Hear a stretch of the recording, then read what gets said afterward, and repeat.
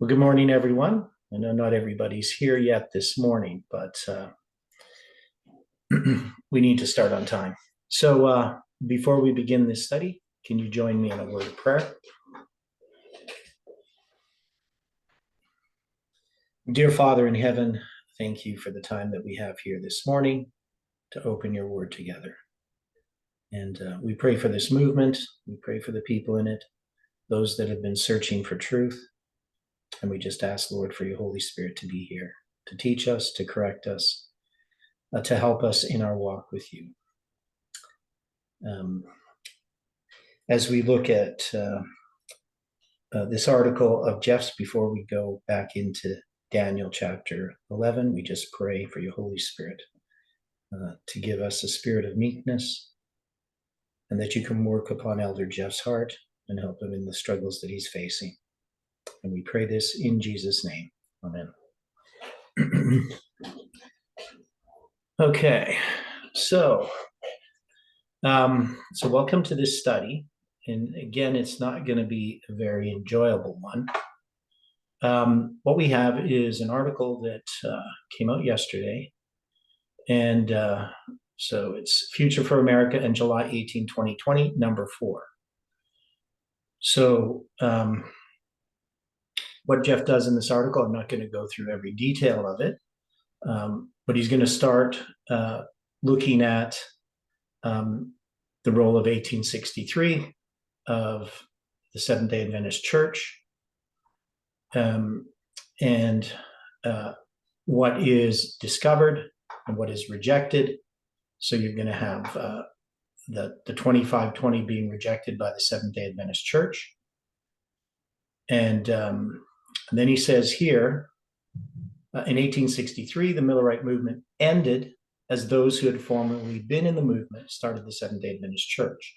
When they began as a church, the movement ended. It ended when they slew Moses, as represented in the 7 times of Leviticus 26, when they simultaneously slew Elijah, the messenger that had presented the oath of Moses to the movement. Moses and Elijah were both slain in 1863 and were not to be resurrected until post-September 11, 2001, when God took the movement Future for America back to the old paths. So in this article by Jeff, so on July 18, 2020, that's the topic, and Future for America, he's going to go back to 1863 and say, because of the rejection of the 7 times in 1863, that they're slaying Moses as represented in the 7 times of Leviticus 26. So this is, I think, a stronger statement that I've heard from him regarding 1863. So we know that in 1863, that the 2520 is not on the 1863 chart, but it is hidden in the week of Christ. In fact, the whole prophetic mirror is hidden in that. So there's some very powerful ideas that once we understand the 1863 chart as a witness against those that have rejected prophecy, and that those prophecies then are going to come to pass upon them. Now, one thing we have to remember is that Ellen White supports the formation of the Seventh-day Adventist Church in 1863. So the formation of the Seventh-day Adventist Church occurs because the church is no longer a movement. That is, its role that it was to serve as a movement fails. And so they have to form this church. So it's not just a straightforward thing that, God wanted this church, and so it's all good and wonderful. Or as simple as, they had rejected the truth, and now they're going to become this Laodicean church, the Seventh-day Adventist Church, something bad. It's not really good or bad. It's just a reality of what happened. But it is true that the 7 times is being set aside at that time by the Adventist Church. Basically, it's a rejection of the second angel's message. And of course, we know that the third angel's message is going to be rejected in 1888. So then he goes on and he says, Future for America recognized September 11, 2001 as the arrival of the third woe. And what establishes that the identification of Islam's attack on September 11th was the history of the first two woes as identified by the Millerites, which is specifically represented on both the 1843 and 1850 Pioneer charts. So it's a really bad sentence.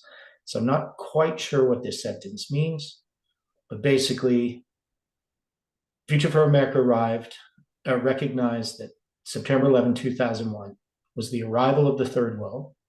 And this is established upon identifying that Islam's attack on September 11th was a history of the first two woes. Really, it would be a history of I don't know how it would be the history of the first two woes. I mean, it parallels the end of the second woe. And of course, we know that's represented on the charts.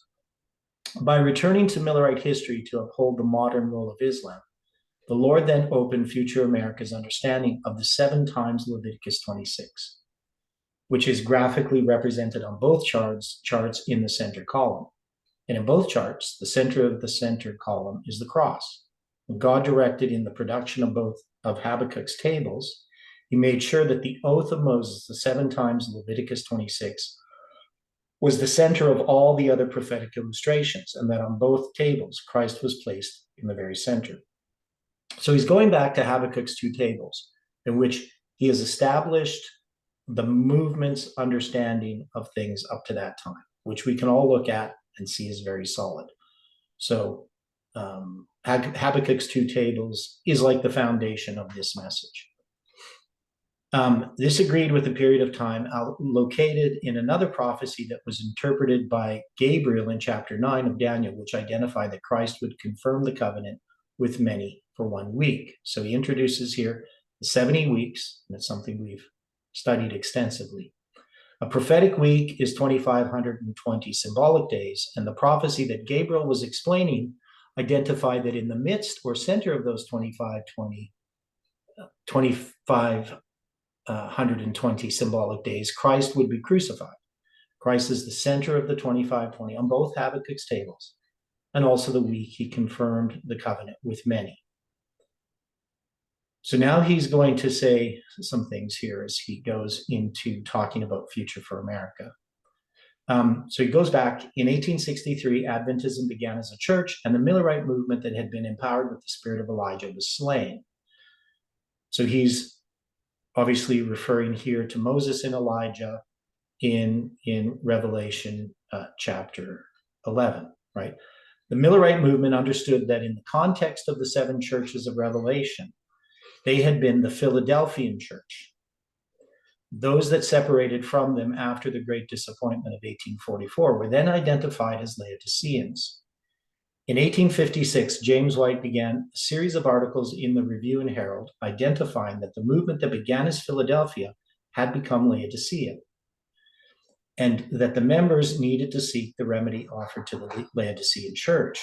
In the same year, in the same publication, James White published a series of articles written by Hiram Edson about the 2,520-year prophecy of Leviticus 26. The articles were never finished. So in 1856, the church is recognized as Laodicean, and also Hiram Edson publishes a series of articles. And I believe there's 7 articles on the 2520, where he's going to have say that the 2520 for northern Israel should be the correct understanding of the 7 times. Okay, so now this next paragraph. When the Lord led the movement of Future for America back onto the old paths post-September 11, 2001, the articles by Edson were rediscovered. And for the first time in history, both of the periods of 2,520 years were recognized as 2 curses, one against the northern 10 tribes and the other against the southern 2 tribes. Miller had identified the 7 times against the southern kingdom of Judah, but Edson identified the 7 times against the northern kingdom of Israel. Future for America saw that they both were to be applied.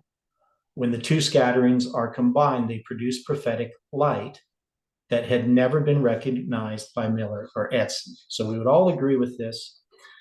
And the thing about this is, if you look at what's happening at that time in the movement, so in 2012, we're going to have, following this, the Habakkuk's two tables, which are going to end in 2013, in the spring of 2013, you're going to have this message of Ezra 7:9. Now, I'm not sure where Jeff stands on that now, but Ezra 7:9 opened up to this movement something that brought us back to understand Millerite history in a way that we would not have understood it before. And I think we can agree with that. Once we start to understand the dates in Millerite history, this opens up this work of chronology, right? So now we start to look at chronology and also the symbolic use of numbers in a way that we hadn't really before. So what he's going to say in this next paragraph is rather interesting. It says, when the Lord returned future for America to the old past post 2001, the oath of Moses came back to life and stood upon its feet. The message connected with the oath was then presented by the messengers of the third angel, as it had been presented and typified by the messengers of the first angel. Future for America was a movement that proclaimed the message represented by Moses in the power of Elijah. And Elijah clearly gave the testimony of Moses until the conclusion of a series of presentations titled Habakkuk's Tables, which was finished around 2012. So we know it's going to be in the spring of 2013 that Habakkuk's two tables are finished. When that series of presentations ended, the beast from the bottomless pit ascended to make war upon Moses and Elijah. That warfare began when Future for America determined to stop the work it had been doing since 1996 and begin a school which, in its pride, it's called the School of the Prophets. Better it would have been to call the school of the false prophets. So, what do we think about this paragraph here? Hi, Dwight. I know you just came on here, so I don't know. Good morning. I saw this article last night. So you read it? Yep. Okay, so good. So you've had some time to think about it while you were asleep. And so it's a pretty serious topic. I mean, what Jeff is saying is that Habakkuk's two tables is the testimony of Moses and Elijah. It's the testimony of the two tables of that message of the return to the old past. But when he began to do the School of the Prophets, he actually began a work which is the work of the enemy, right? That is, the beast from the bottomless pit ascended to make war upon Moses and Elijah. And so that this basically was a mistake. The School of the Prophets, it would have been better to call the school of the false prophets. Any comments on this? Do you agree with that? Well, obviously not. I don't either. So No. I mean, there's as much illogic in this as there was in the other article that we read. So first, when we harsh language. Yeah, but when we look at what Future for America had built upon. So, for instance, my study was always going back to what was done before. That is, to understand the light that God had given to this movement and also to Adventism.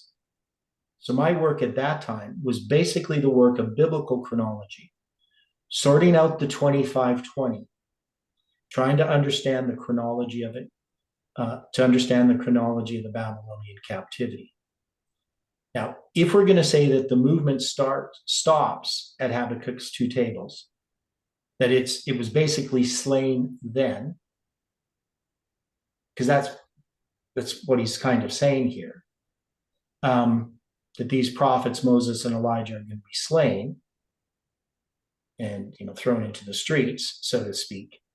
That what followed with, for instance, Ezra 7:9 would have been the beast from the bottomless pit ascending to make war upon the message of the 2520. And we can't see that. So when we look at, Ezra 7:9, for instance, I mean, these are things that are just coming out of everything that has been studied. So everything is an unfolding of established truth. Now, it is true that there are people in the movement, such as Parminder and others, who are teaching error.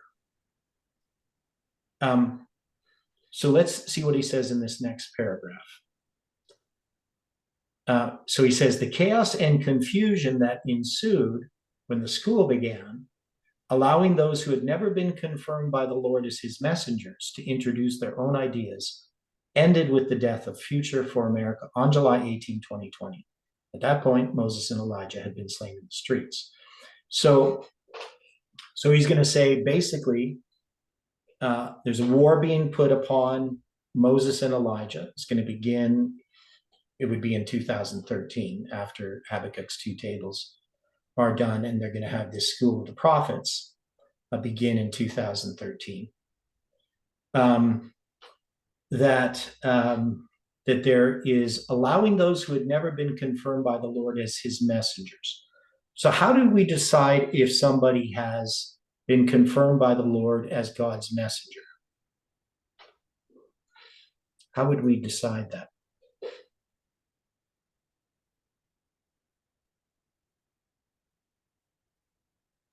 Well, the first thing I think that we're going to have to look at is when the Lord sends a messenger, they're going to be speaking and living according to the word of God. Now, we had many that were at the school of the prophets that looked as if they were doing this. But time came through and revealed that they really weren't. Right. So, but when he's saying here, those that have never been confirmed, how do you decide? How do you know whether somebody's been confirmed or not? I mean, who decides that? I mean, I'm not really sure what this would mean. I mean, who's deciding whether somebody's confirmed to be introducing ideas? I mean, he's saying that messengers are introducing their own ideas. And since it ended with the death of Future for America on July 18, 2020, we'd have to assume that these false prophets, these people introducing their own ideas that are not confirmed by the Lord, would be people like me, right? I wouldn't see. That's a direction I don't think I would take. Well, I know, but I'm thinking that's the direction he's taking. We don't know that though for certain. Well, I mean, at this point, one of the things that Elder Jeff said, and he said it multiple times, was that he himself had trusted in many of the wrong people. Right. Now, this was being applied specifically with many of those that thought they were to be leaders in Future for America, but proved themselves to be unworthy. Now, the situation that we have right now, we have looked at where the problems were on July 18th. We have established the validity of July 18th without I mean, it's without a doubt in my mind. Mhm. Yeah, And there are those that wish to be critical about the use of biblical symbols, especially numerical symbols. especially numerical symbols, Right. because they are unwilling to trust Palmoni. They want to trust in their own understanding. So one of the things we would see here then, for instance, were Parminder and Tabo and the other guy, were they confirmed as his messengers? Not by God. Right. But the movement confirmed them as messengers, right? And we know that Jeff was the Lord's messenger. And he's going to then ordain these other people and place them in a position to be leaders in the movement. Okay, so if we go back in scripture just a little bit. Yeah. Who would Samuel have first selected after Saul to become king of Israel? Well, probably the eldest son of The eldest son of Jesse. Jesse. So if not him, who? Well, he definitely would not choose, David. Yeah, that's the whole point. He would have gone and made these choices. Now, was Samuel confirmed of God? Yep. So was Samuel, I mean, in all that he accomplished on behalf of Israel, would he have been right to have taken the eldest son of Jesse as the king of Israel? Well, it wouldn't have been right because David was the one that God had chosen. Right. So the point is that Samuel had to go through a progression thinking that surely this, surely this, surely this, until he finally comes to the youngest son of Jesse Mm-hmm. to confirm him Mm-hmm. as king of Israel. Yeah. So I don't see that Elder Jeff was any different than Samuel in this situation. Well, and in this sense, I mean, we know that it wasn't up to Jeff to decide who was going to be his successor, so to speak, which Right. Jeff agreed. But he did pick people to, all throughout the ministry to be leaders, and they all seemed to be the wrong person.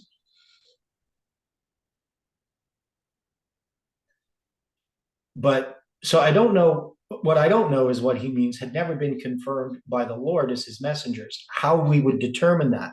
The way that I would determine that is based upon the message that they give. All right. Right. So, because if they're giving a message that's consistent with God's word and that makes old light shine brighter, then God has chosen that message. And I don't think it's that important about his messengers particularly, because I don't think this is about individual people here. Everything that's come to this movement hasn't come because of some person. It's come as a result of the Lord's providence, almost in spite of the people. Right? I would agree. Yeah. So he's going to quote then in Revelation 11, verse 7 and 8. And when they have finished their testimony, the beast that ascendeth out of the bottomless pit shall make war against them and shall overcome them and kill them. And their dead bodies shall lie in the street of the great city, which is spiritually called Sodom and Egypt, where also our Lord was crucified. So, I mean, if you're going to count 1,260 days from July 18, 2020, you'll come to December 30th, 2023. That's 1,260 days, whether that means anything. But so he's going to apply this, right? Because after 3.5 days, which would be 3.5 years, they're going to get up and prophesy again. But anyway, so he's applying that to this message of FFA that was given to it, to the 2520. So then he says, the testimony that is trustworthy is the testimony that ended at the conclusion of the series titled Habakkuk's Tables. So he says, we can only trust up to 2013 in the spring. Then the beast attacked. I have no idea who is following these current articles, but I assume it is made up as much by the enemies of Future for America as it is by those who are still trying to come to terms with the disappointment of July 18. Now, I find that sentence kind of odd. People who are still trying to come to terms with the disappointment of July 18. Well, we came to terms with that disappointment fairly soon afterwards. Now, I'm not sure what he means by the enemies of Future for America, whether that includes us. Are we the enemies of Future for America? And those who are still trying to come to terms with the disappointment of those that are still disappointed, not really the enemies of Future for America, but they're trying to figure out what happened, how did this all go wrong? I kind of think that's what he's saying. So he would look at us as the enemies of Future for America, and that those who are still sort of scattered and bewildered by what happened, those are the disappointed ones trying to come to terms with what happened.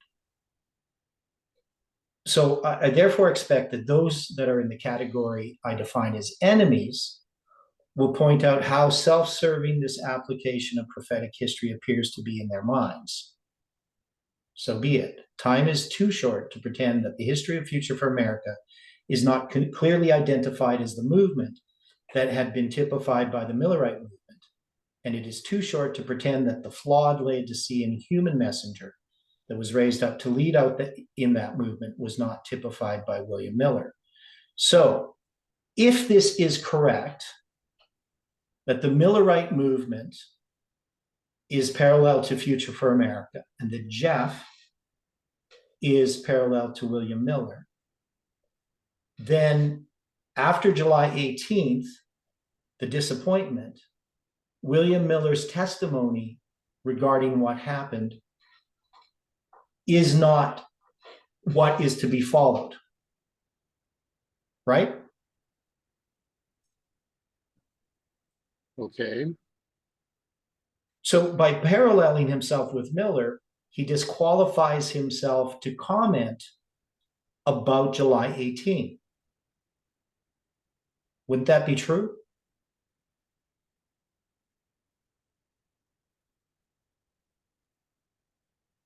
That could seem logical. Right.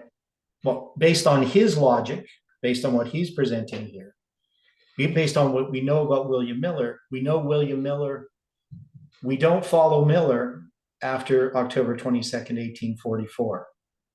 He's no longer leading that movement. And God raised up other people to lead a movement to address the disappointment of October 22, 1844. And that's going to be, James and Ellen White and those that later on, put together the 1850 chart, and then, 13 years later, end up forming the Seventh-day Adventist Church. So I don't see how Jeff can escape that reality, especially since he seems to accept it.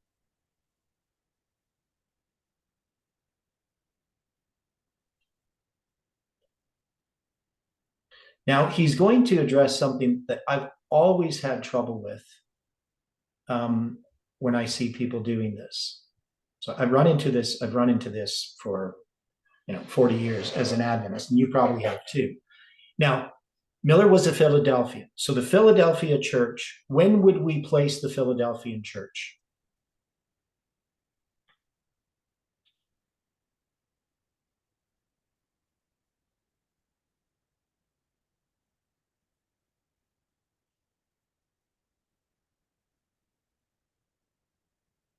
Wouldn't we place it from September 11th, 2001 to July 18, 2020?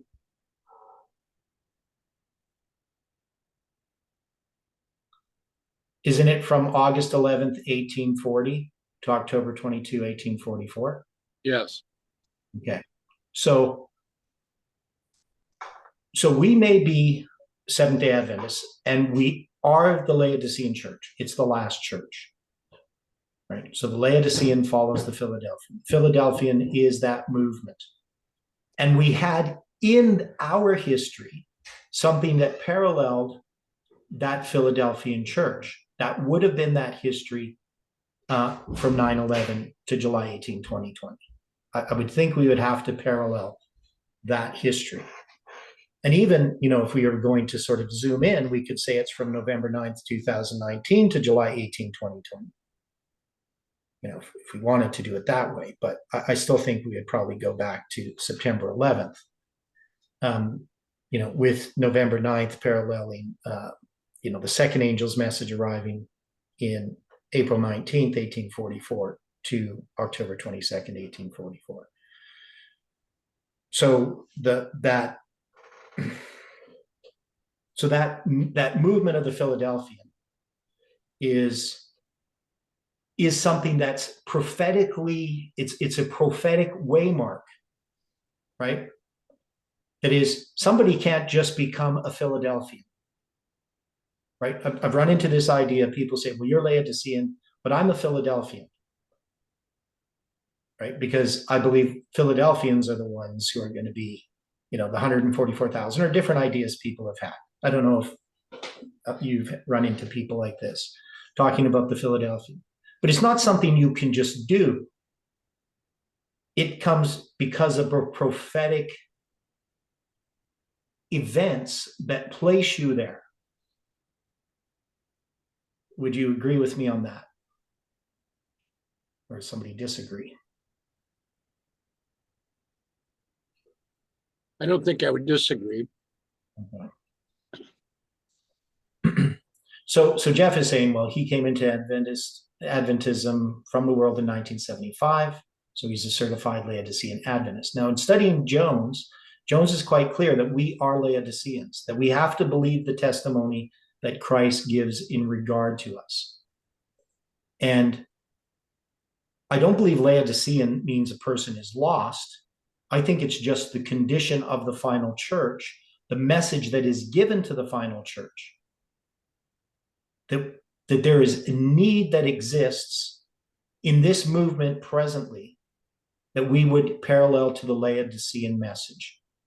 That is, we think we're rich, increased with goods, and have need of nothing, but we're wretched, miserable, poor, blind, and naked. That is Christ's testimony of us. And if we don't accept that message, if we think that message does not apply to us, then it proves our Laodicean condition, right? That's the cool thing about the Laodicean message. Right. You're caught in this trap. You can say, well, I'm not Laodicean. And in that very statement, you're proving that you are. So our responsibility is to recognize Christ's testimony about us. That's the remedy that's given to us.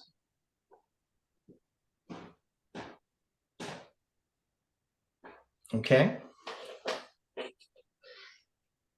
So he says, that being said, the merciful God of heaven has recently instructed me to put the message he is now revealing into writing and send it to the churches. His instruction came with the promise that when he resurrects Moses and Elijah, they will be resurrected as Philadelphians, not as Laodiceans. The movement that began in the Millerite history was the time of Philadelphia that ultimately transcended into Laodicea. I probably thinks he means descended into Laodicea in 1856. When it began the process of its rejection of the foundations laid by the Millerites. The rejection began with the setting aside the new development of light offered through the pen of Hiram Edson. 7 years later, in 1863, the movement of Elijah, which had presented the message of Moses, was slain. At the same time the movement was slain, The church was introduced to replace the movement. Moses and Elijah were slain at the beginning of Adventism, and they were slain again at the ending of Adventism. So we can see again, there's a lot of illogical ideas here, which I'm rather surprised by. So if Jeff accepts that he's Miller, he can't possibly have been instructed after July 18 to put this message into writing.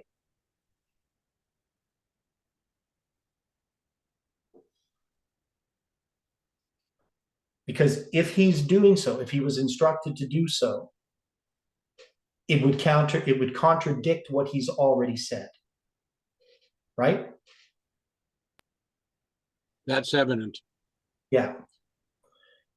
And so Jeff had made the correct decision not to be involved, recognizing that if he was to be involved, he would be fulfilling the role of Miller after October 22nd.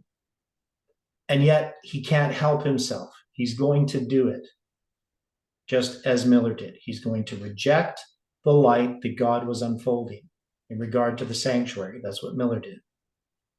And Jeff is going to reject that light too. He's going to do exactly as the type shows. And we can't be resurrected as Philadelphians.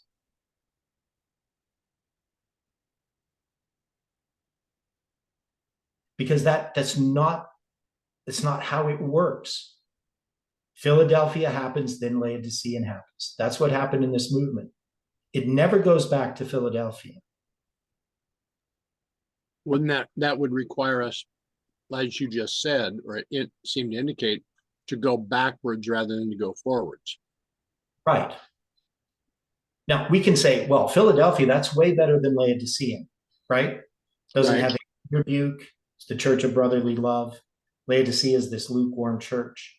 But that's just God describing what happened prophetically, what was going to happen prophetically. We had this church, the Millerite movement, that was the church of Philadelphia. It was followed by Laodicea. Laodiceans can't go back and become Philadelphians unless you have a repeat of history, which is what this movement had, right? With this repeat of history, we could then repeat the conditions of these different churches. Correct. And we experienced that Philadelphian period from November 9th to July 18, 2020. Once we come to October 22, 1844 to July 18, 2020, we now become Laodiceans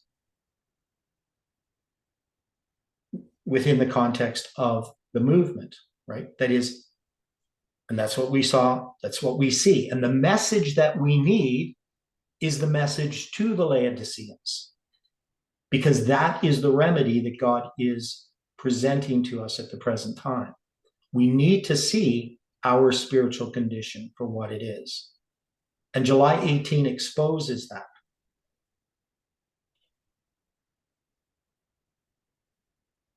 So we have this light, this new development of light, which God has been unfolding since July 18, 2020.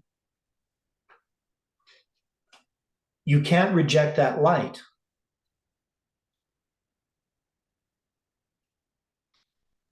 So to say that we have to go back and become Philadelphians, and ignore everything that God has given to this movement since 2000, the beginning of 2013.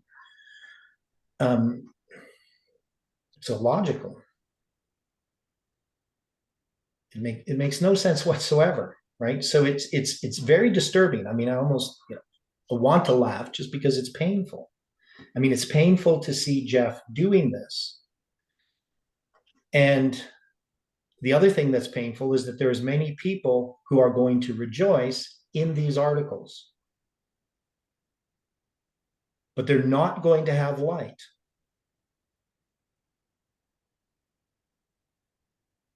In this, Yeah. Well, I could see laughing ironically. Yeah. Reading through this, Humorous. reading through this article would lead me to weep. Yeah. Well, that's, The whole situation with this, the concept of having to turn our back upon the light that has already been presented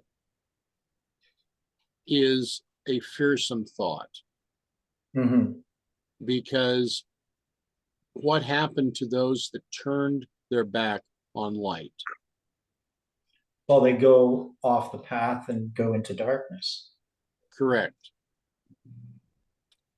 Now, there were those that were around Father Miller that kept him from accepting the truth of the Sabbath, right?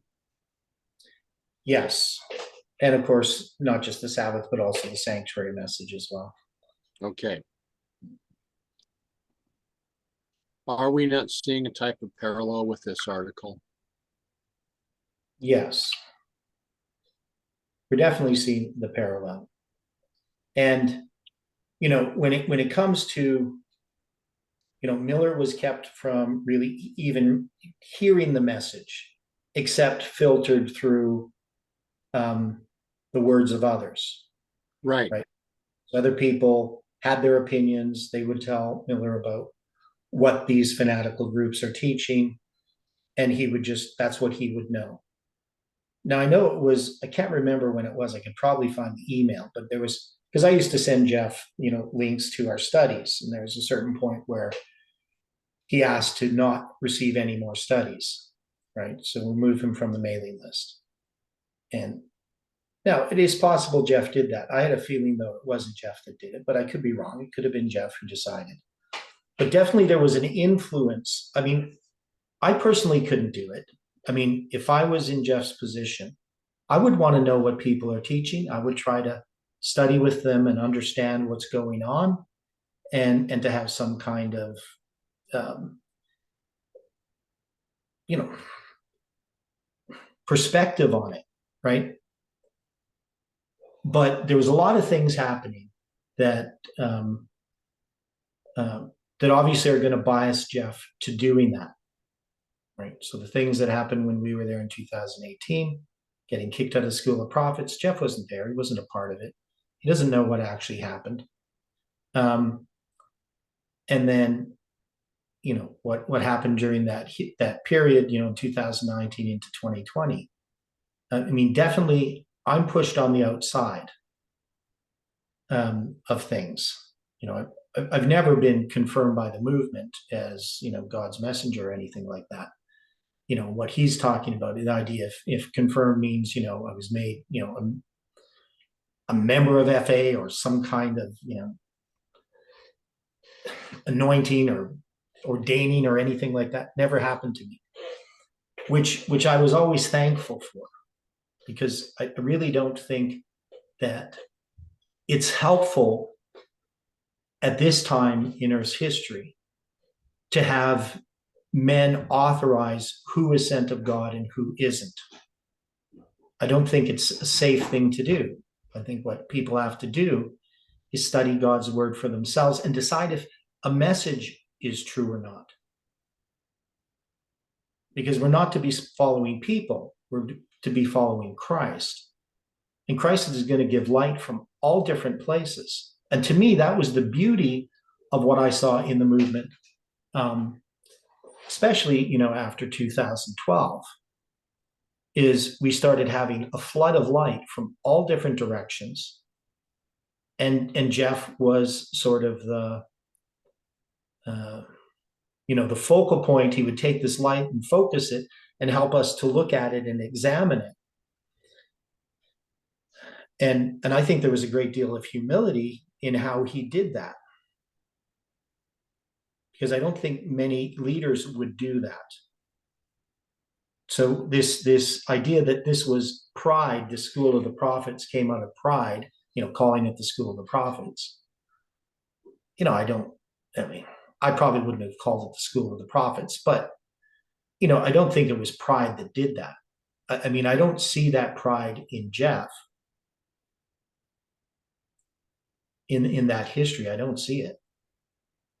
I see somebody who's willing to follow wherever the Lord is leading and to allow the Lord to lead rather than be a dictator of a movement. But there were people around him who definitely did want to control what was happening in the movement.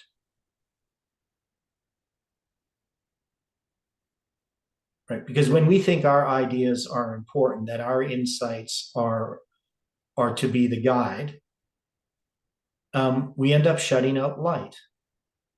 Instead of just trusting that God knows what is truth and what isn't, and that we need to examine it for ourselves and support that which we know to be true, but to be much more receptive to things that we're not sure we understand. Right? To allow things to work out. And I thought that's what Jeff was doing, but there was others who didn't want that.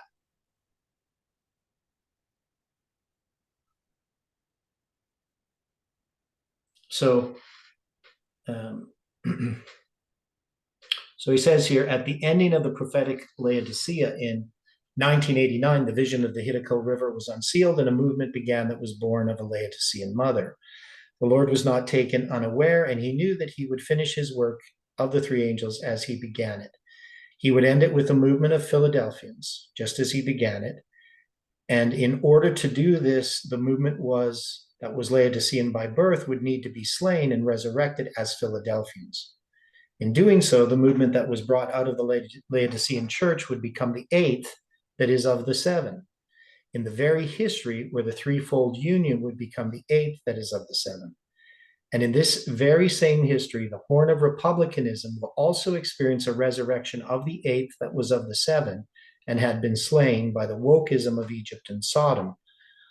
But that line of prophecy will be addressed later in the articles. So this is kind of, I guess, the point that comes here, why he's introducing this idea. Now, can we apply this in this way?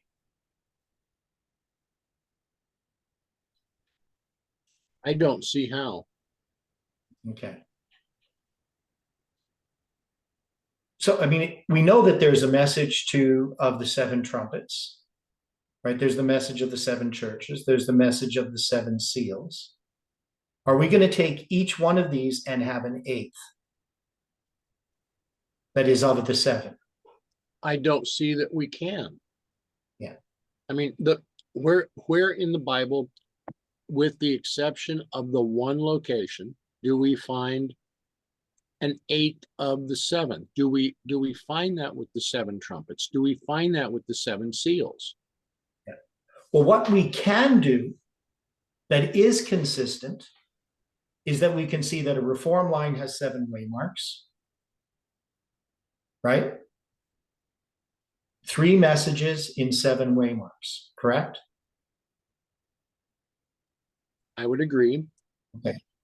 And that then we do have an eighth. We've drawn that many, many times. But that eighth is another reform line.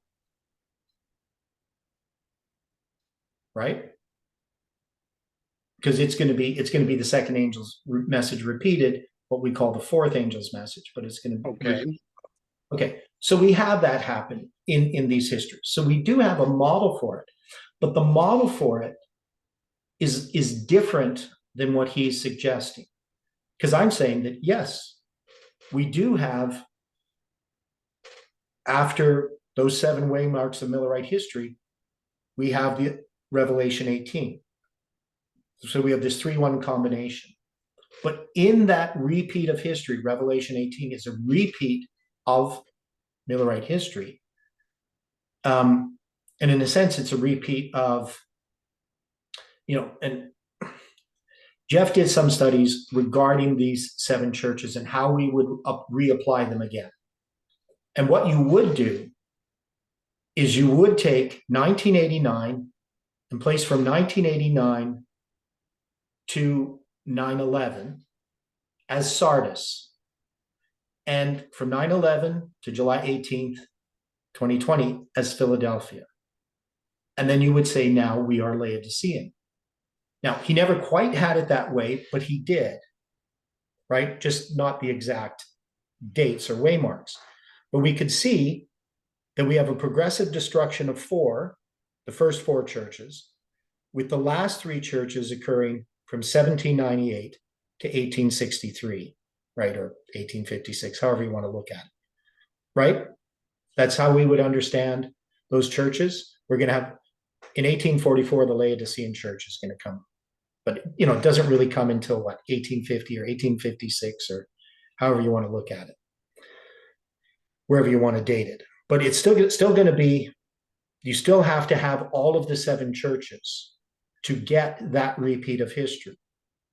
Okay, So you can't just take the Philadelphian church out of that and just place it at the end by itself. That's not how it happens with a reform line. so Okay. Go on. in the way that you were just stating this, Mhm. are we using the premise that the Laodicean church arrives on October 22nd, 1844, Yes. and that it then needs to be formalized,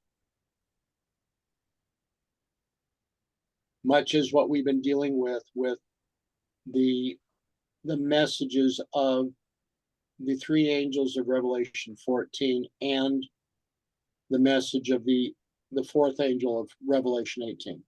Right. So you're going to have it first in Millerite history that you have that repeat of history, right? So you're going to have that in that first generation. You're going to have the eighth, right? You're going to have a falling away that happens. But you're going to have a repeat of history ultimately, which is our history, where we're going to see first the first four churches you would apply as a repeat from when the Seventh-day Adventist Church begins until 1989, right? You can apply those first four churches there with the four generations of Adventism, however you want to lay it out. I don't think it's important exactly how to define exactly those periods, though we generally go from 1844 to 1888 as the first generation. So that would be Ephesus, right? And then the second generation is going to be Smyrna, and that's going to be 1888 to 1919. Then you have Pergamus, right? So that's going to be 1919 to 1957. And then you're going to have Thyatira, right? That's going to be the fourth generation. And then you have, in that fourth generation, the time of the end. And then you're going to have those three churches, Sardis, Philadelphia, and then Laodicea. So if we're going to apply that, that's how we would apply Philadelphia coming again in our time. That would refer to that period of time that Jeff is here rejecting as, especially if you're going to deal with the period from November 9th to July 18th, as a period of the beast from the bottomless pit slaying Elijah and Moses.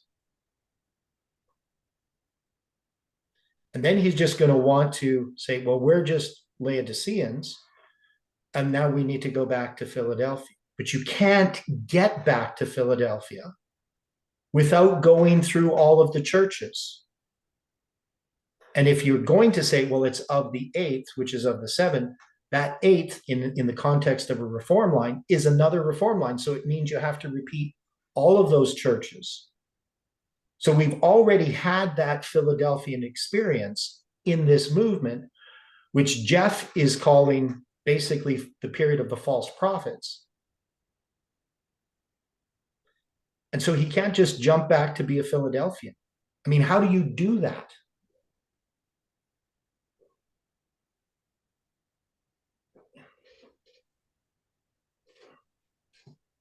You just can't do it. You know, you can't just become a Philadelphian again.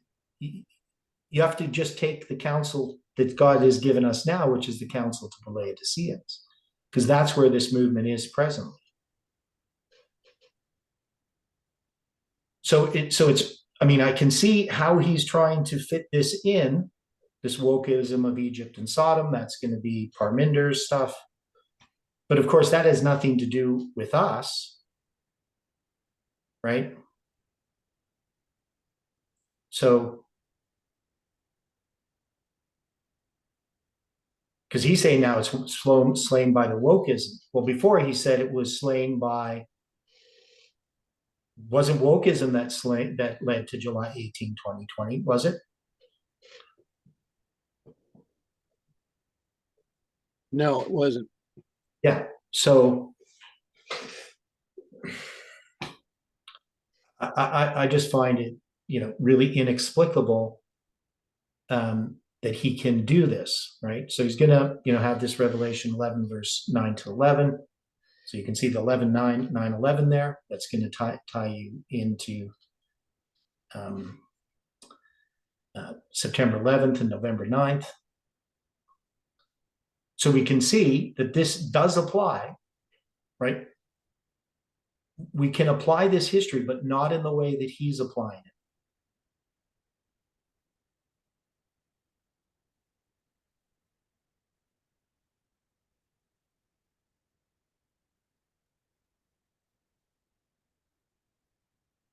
Okay, and then he says, future for America did not get put into the grave.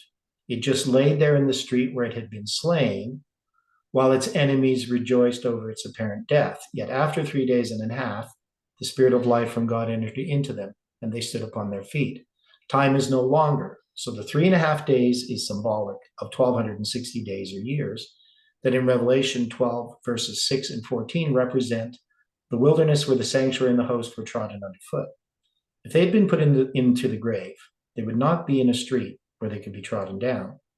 The treading down of future for America is not only a symbolic period, but it is a symbolic period of the message of the 7 times represented by the oath of Moses. So, of course, they're not going to attach time to it now, right? They're just going to say it's symbolic. Okay. And they shall fall by the edge of the sword and shall be led away captive into all nations. And Jerusalem shall be trodden down of the Gentiles until the times of the Gentiles be fulfilled. So we know that's talking about the 25-20 for northern Israel, right? Because the times of the Gentiles is not the 25-20 for Judah. Okay. So, yeah. So he's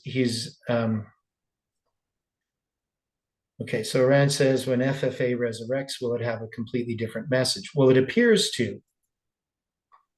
Already, the message is different, and there's no way that it can't be. That is, as Jeff recognized, everything that this movement had happened to it all came to a focal point on July 18, 2020. If you try to get rid of July 18, 2020 and say, well, that was all error, it's the same problem that you have with rejecting October 22, 1844. Because if you just say, well, October 22, 1844 was a deception, how is it any different than the cross and the resurrection of Christ?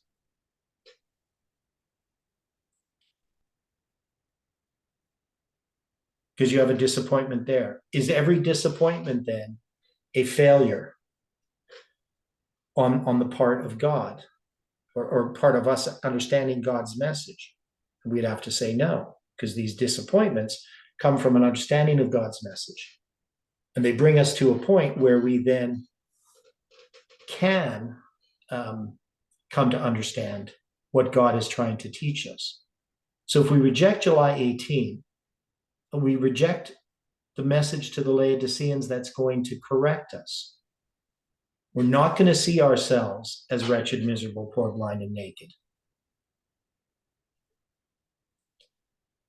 And this is the problem that I have with the messages that are being given within the movement.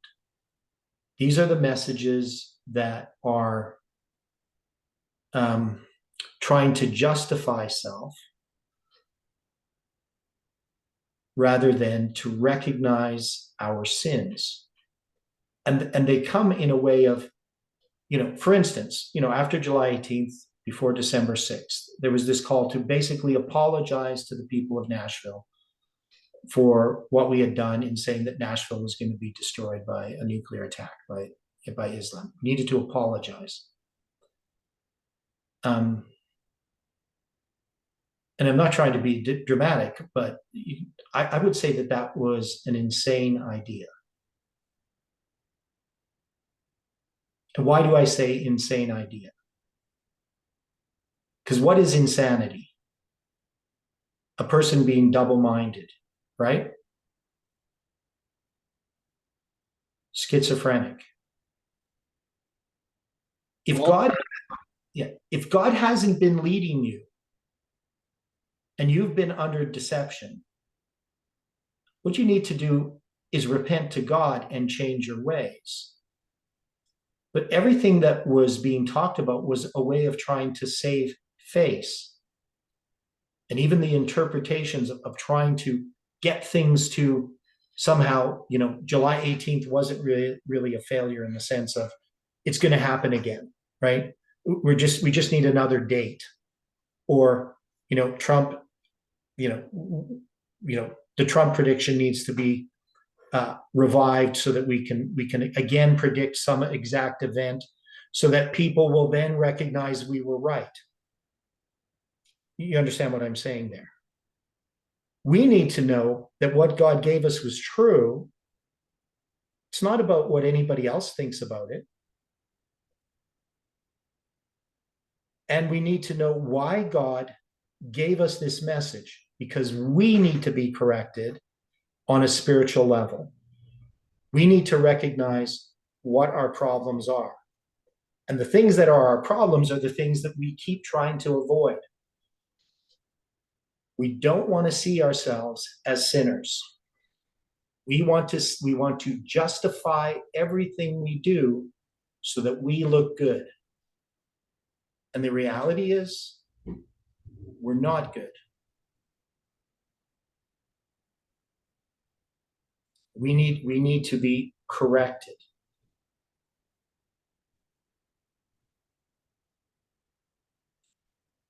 And so the message of the Laodiceans applies to us, not the approval of the Philadelphian message. That's not going to help us, right? Because if we look at it, it's the messages to these churches. What good would a message do that has no rebuke for us at the present time?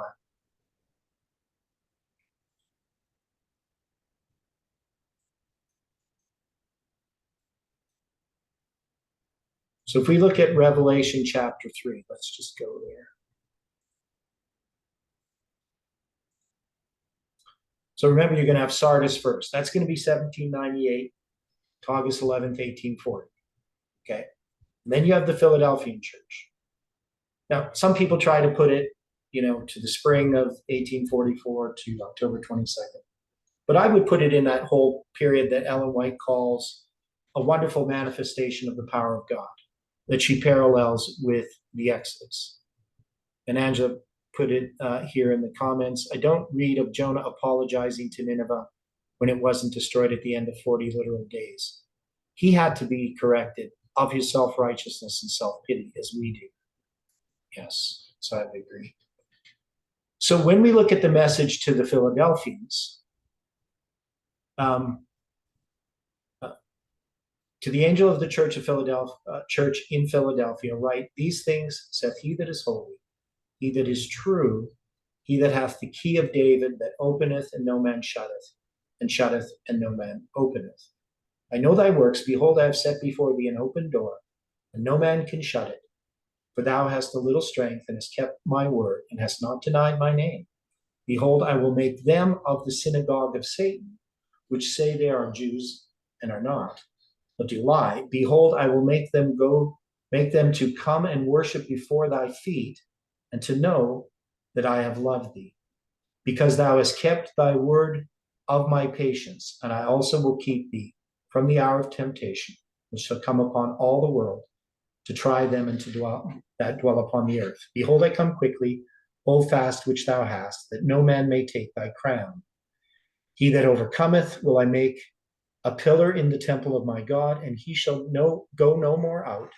And I will write upon him the name of my God and the name of the city of my God, which is New Jerusalem, which cometh down out of heaven from my God. And I will write upon him my new name. He that hath an ear, let him hear what the Spirit saith unto the churches.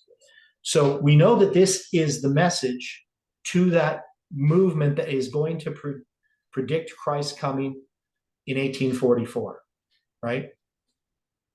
And there is no rebuke given. It's the only church where there's no rebuke given.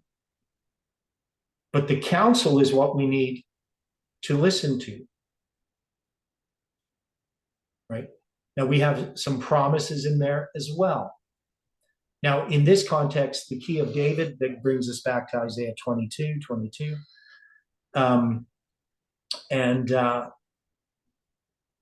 We know that this is going to refer to Christ moving from the holy to the most holy.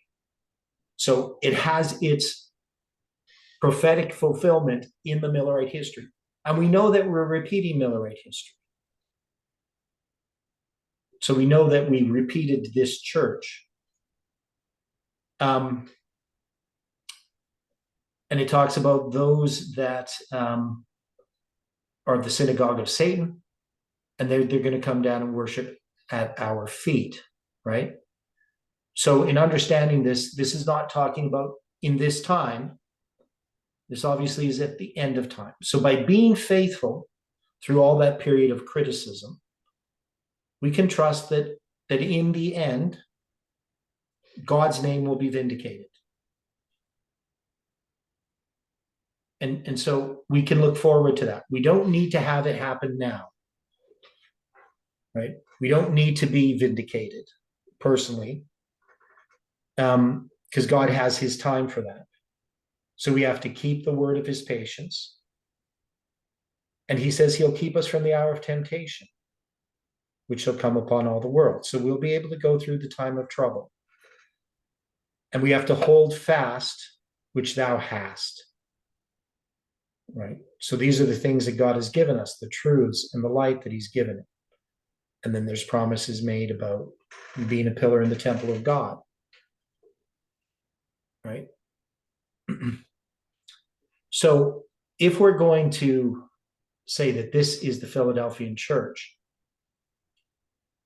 I mean, we could say, well, there's a people at the end of the time, these promises are to them. And I think we can apply all of the promises in the messages to the churches to us. But as far as a point in history, the Philadelphian church is a period of time. And it's followed by the Laodiceans. And that is where we are, not just as Seventh-day Adventists, but as people in this movement. We've had our disappointment.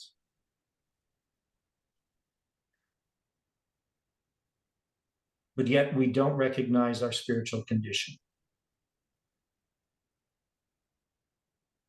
So now I know this has been a departure from what we have been studying, but you can see how it's related. He's going to talk about the 3 times that Jerusalem was trodden down: Babylon, 677 to 607. I'm not sure what he means by that. Did Babylon tread Jerusalem from 677 to 607?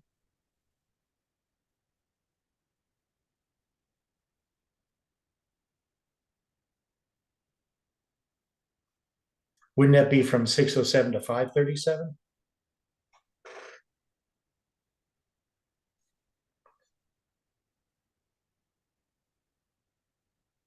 I mean, I understand, I think, what he's trying to do, but I mean, if you're going to start in 607, I mean, you would have to at least go to 537. You could say 140 years, because then would it not be from 609 to 539? Yeah, well, yeah, and that would be more correct. You're correct. right? So you're going to have the 70 years for Babylon. So I'm not sure why he's using 677 to 607. Okay. And then we're going to have the trampling down by pagan Rome from 66 to 70 AD. So we can accept that. And then we have 538 to 1798. So this is the treading down of Jerusalem by the Gentiles. Now, in the prophecy of chapter 11, when the testimony is given, so I'll just go back here.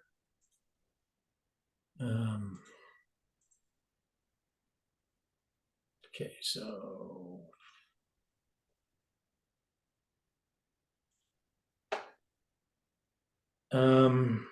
chapter 11, there we are.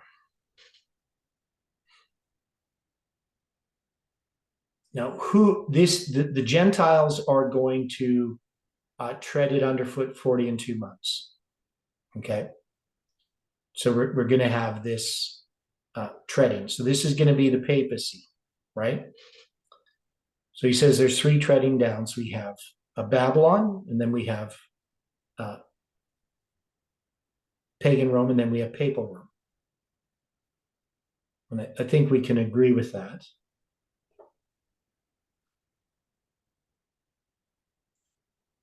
Okay, let's go to his paper here. So he's going to quote these verses here.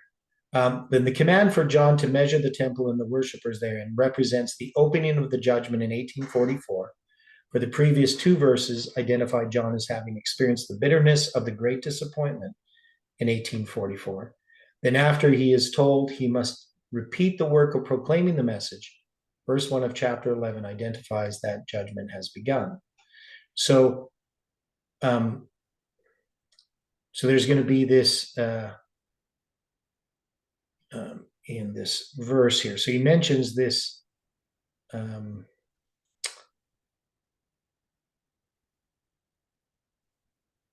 the previous 2 verses identify John as having experienced the bitterness of the great disappointment. So that would be in chapter 10, verse 10 and 11. And I took the little book out of the angel's hand and ate it up, and it was in my mouth sweet as honey, and as soon as I had eaten it, my belly was bitter. And he said unto me, thou must prophesy again before many peoples and nations and tongues and kings, right? So that's what he's talking about, the previous 2 verses. Okay. So then he's going to measure the temple and its worshipers. So this is going to be the judgment. Now, so obviously it's going to be addressing the period from 1798 to 1844 is part of that measuring. Would people agree with me there?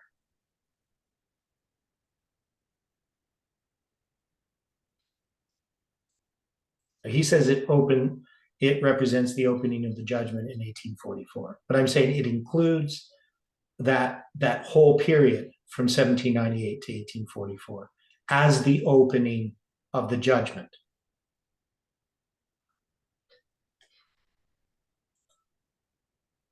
Right? Because in Revelation 14, when we saw the 3 angels coming, the first angel's message is, for the hour of his judgment is come. Not that it's coming. Right? So in a certain sense, that the first 2 messages are part of that judgment, but they're going to culminate with the Day of Atonement, October 22, 1844. Does that make sense to people? Or somebody want to correct me there?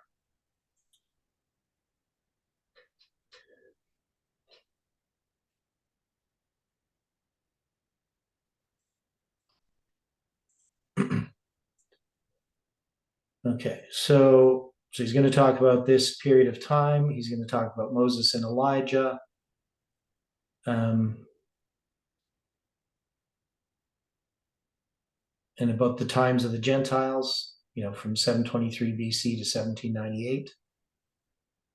divided into two different periods. The pagan power, which is, now he says here something which I don't agree with. That treading down began with the trampling down by a pagan power. Now, does paganism trample or tread underfoot God's people, according to the Bible?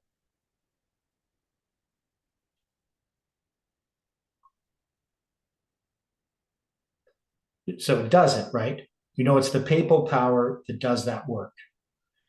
So then he says paganism scattered and trampled down literal Israel. Now, paganism scatters, but papalism tramples, right? So Daniel 12, verse 7 refers to the work of papalism or paganism, pardon me, scattering the power of the holy people.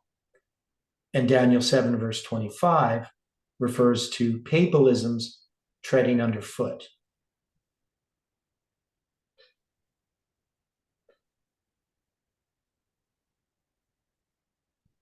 So he says here, the times of the Gentiles represent the 2,520 years of Leviticus 26 that represents two periods of treading down. And I don't agree. There's a period of scattering and a period of treading down. So there isn't two treading down periods. And I'm being a little bit technical here, but it's something Jeff should know.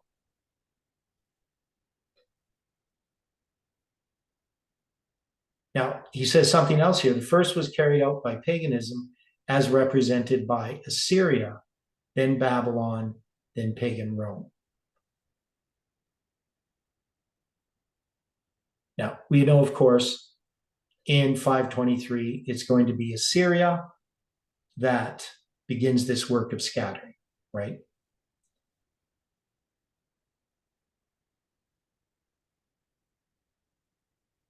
So that would be then Babylon, and then Medo-Persia, and then Greece, and then pagan Rome. They're all going to do this scattering. So the second desolating power that Miller identified in the sacred framework of prophecy he employed was papalism, and that would continue the treading down until 1798. So it does the work of treading down. Right.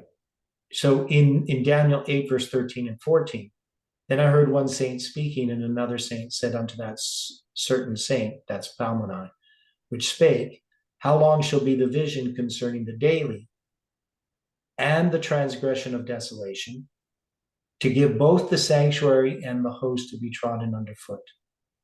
And he said unto me, unto 2,300 days, then shall the sanctuary be cleansed. So if you just read this superficially, you'd say, well, the daily treads underfoot and the transgression of desolation treads underfoot. Right? That's why I think he's using this verse. But it doesn't say that to give both the sanctuary and the host to be trodden underfoot. In this context, we can say that the earthly sanctuary is trodden underfoot. And we can say that pagan Rome did tread down Jerusalem, right? We could say that.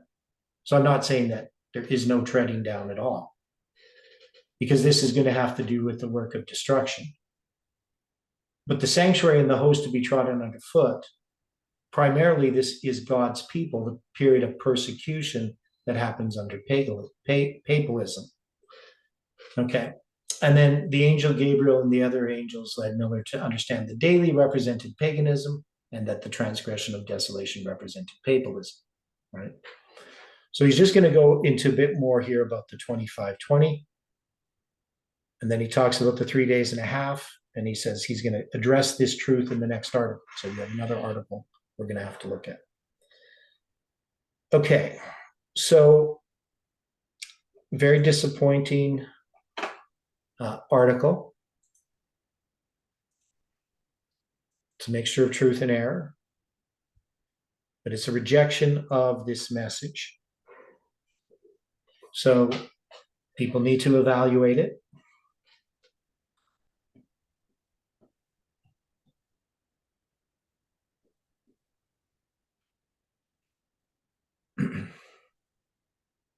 So where we were yesterday when we finished our study, and we can look at this and sort of address this in the context of what we read. Okay. Now, if we're going to take Jeff's position, so he's saying that this message is understood basically in 2012. Everything after 2012 comes from an attack by the beast from the bottomless pit.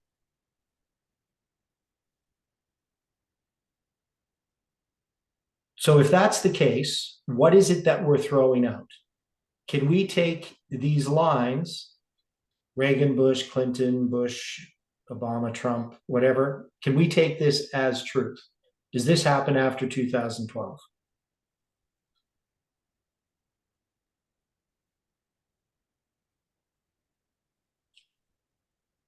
The 4-7 times in the context of the last seven kings of Judah. That's 2013. That's going to be in August 2013.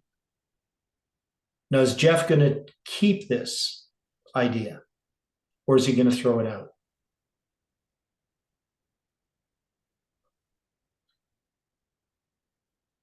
So are we going to accept the first seven kings of Persia?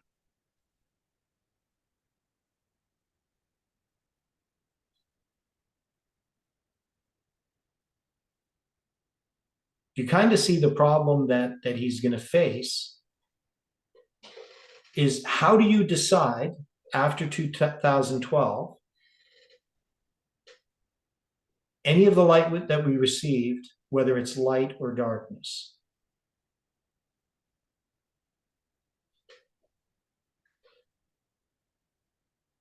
I don't know how you can go back to 2012.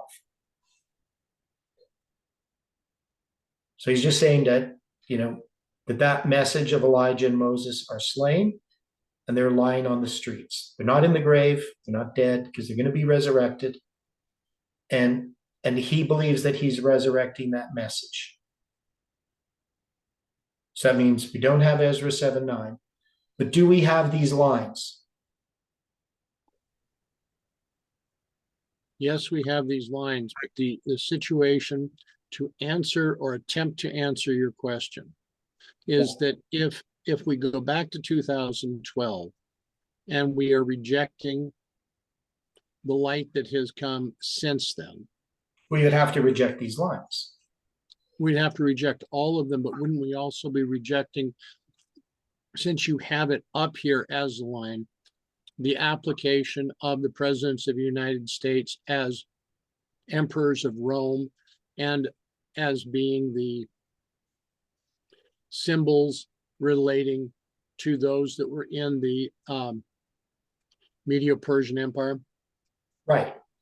So all of this would be light after 2012.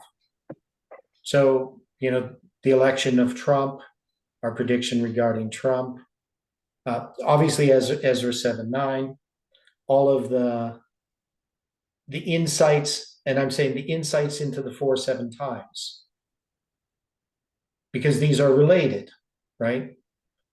That is, everything is intertwined. You can't go back when you have a tapestry and start pulling out threads that you don't like.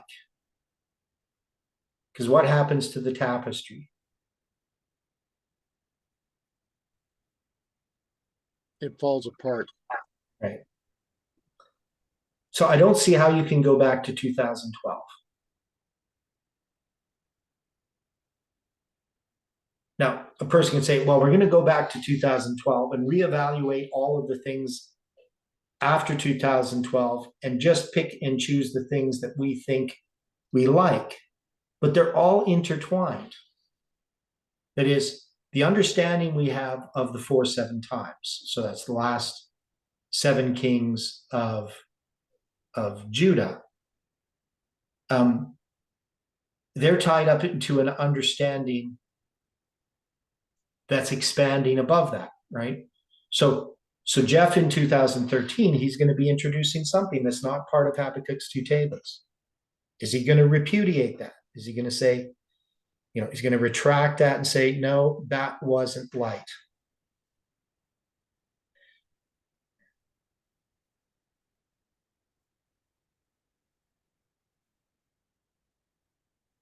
Well, yeah, Angela says it sounds like a repeat of the edict of December 6, 2020.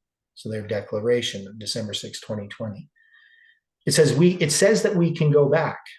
We can go back. We can resurrect Moses and Elijah. He's not really clear exactly how he's going to do that.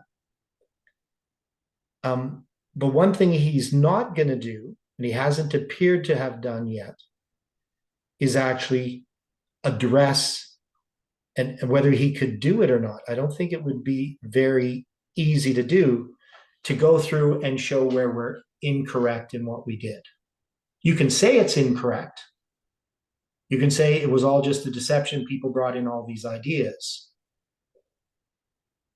But how do you show that and demonstrate?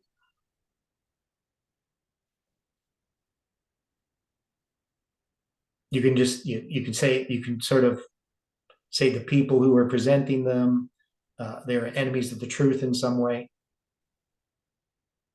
But I don't know how you would do that. I know for me personally, if somebody's going to say everything you were teaching was wrong, then I would say, well, show me. Because if I'm wrong, I need to be shown that I'm wrong. Not that I'm stubborn or anything like that, but I'm not going to just accept that I was wrong based upon somebody saying that I'm wrong. There has to be something more than that. There has to be something in God's word that would show that. And that was, of course, the problem I had, after July 18th, where people said, well, you can't use numbers in this way. You can't use dates in this way. I'm like, well, how can you do that? How can you say that we can't when we can? And that it gives light to Adventism. It doesn't destroy Adventism in any way. Now, we know that error was mixed in with this movement. We know what Parminder was doing. Other people had other ideas as well. But I would think that what we're trying to do here is to just understand the truth based upon God's word. So, can we show that the first 7 kings of Persia have a relation to Millerite history, to the messages? Do the 3 decrees parallel the 3 angels' messages? We can say, yes, they do. And we definitely didn't have that prior to 2012, right?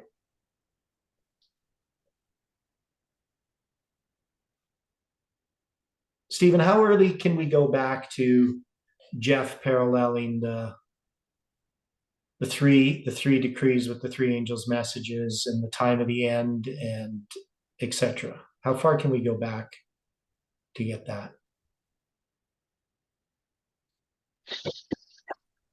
Well, I'd imagine it would be after Ezra 7:9. Yeah. So after Ezra 7:9, I would think so, because it's definitely related to it. So Ezra 7:9 opened up all kinds of things. If we're going to reject Ezra 7:9, I would have a hard time doing that. But you pretty much have to if you want to reject July 18, 2020 as being of God. You have to reject Ezra 7:9.